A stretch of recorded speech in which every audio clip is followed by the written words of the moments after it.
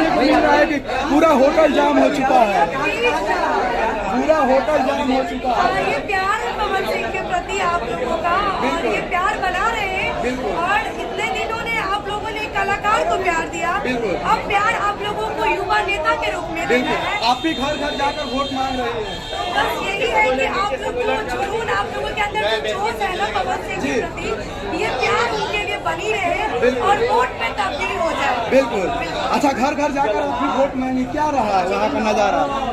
नजारा यही है कि उपेंद्र कुशवाहा जी इतना दिन जनता को ठगने का काम किया जी। अब पवन सिंह जी आएंगे और क्षेत्र के विकास की बात करेंगे। बिल्कुल। देख लीजिए, मैम है जो कि पवन सिंह जी के साथ करीबी देखी जाती है और ये भी बोल रही है कि विकास के लिए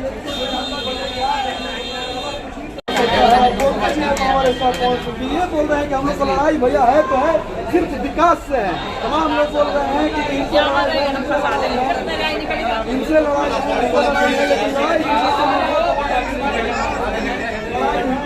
क्या कहिएगा?